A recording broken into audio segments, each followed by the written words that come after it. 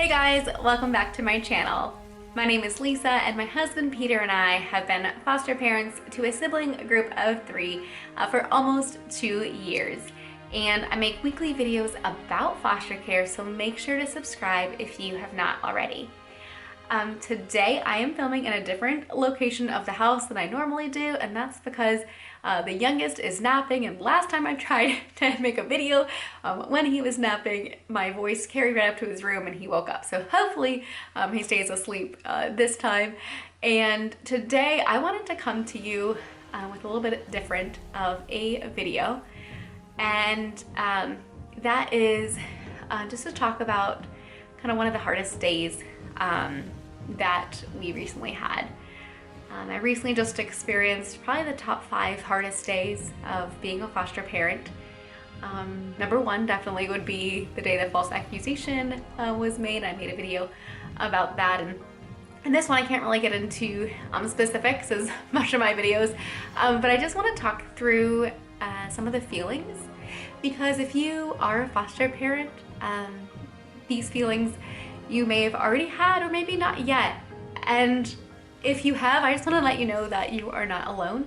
And I'm a couple days past it now, so I'm able to talk about it, but it had really got to me.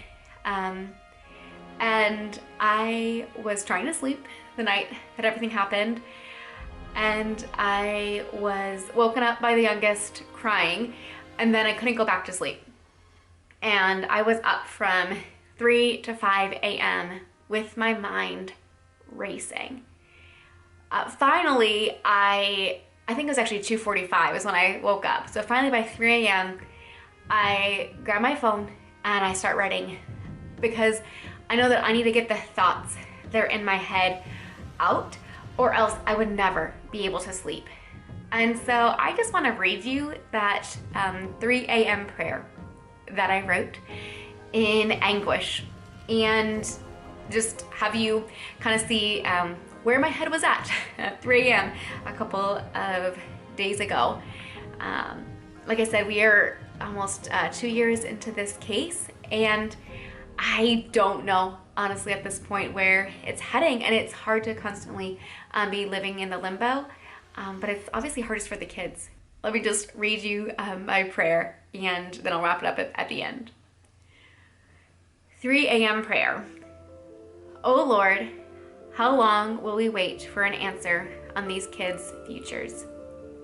How long can I keep pouring out day by day, only to feel like my work means nothing? To get different answers from the team that aren't consistent with what they've said previously. My soul cries out in anguish to you, uncertain of what these kids' futures should even be.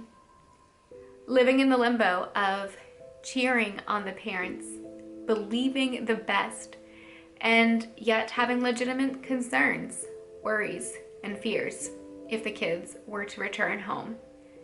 And realizing that I have absolutely no say in any of it. I'm the one dealing day by day with the trauma, the homework, therapist appointments, bathing, doctor's appointments, dentist appointments, the secondhand recounts of visit, and their lived experiences, and yet not fully appreciated or taken seriously. It's enough to make me want to throw in the towel, crawl into bed, and say these kids are someone else's responsibility now. I can't emotionally handle the back and forth, the in-between. God, it feels like I've lived in the in-between for the past 11 years. So a year prior to marriage, 11 years ago, wondering if I was going to get married. And then once we got married, not sure on where we would live. Finding a place, and then 4 months later, leaving those new friends to work a summer internship. Coming back to that same town, knowing that it'd only be a year before we moved across the country. Moving across the country and trying to start a family. Finally, going to the doctor to find out that I'm infertile. Peter still wanted to try another year before we pursued adoption or foster care. Almost at the end of that year, deciding that we want to travel for a year before buying a house. Traveling to 62 countries in a year, unsure almost every night where we were going to sleep and constantly planning the next step. Coming back to Colorado and house sitting for 4 months. Realizing we aren't going to buy a house in Colorado, and then searching nationwide for the best place to move. Moving into friend's basement for 3 months while we finished out our commitments in Colorado. Finding out about a 3-month ministry tour and deciding to do that before we move. Finally, settling in Indiana in October 2019 and finding a house in just 2 weeks of looking. December 2019, closing on a house, and January 2020 started the process to become foster parents. Tried a 4-month strict fertility diet, doing everything right to naturally get pregnant. Finishing up classes, becoming licensed as foster parents, and 5 days later, getting placed with 3 kids in December 2020. Early on in the case, asking if we are willing to be a pre-adoptive home, just in case this case moves that direction. Otherwise, they would need to remove the kids. 23.5 months into this case, and we still have no answers. God, much of my life, you've prepared me for the waiting, the unknown.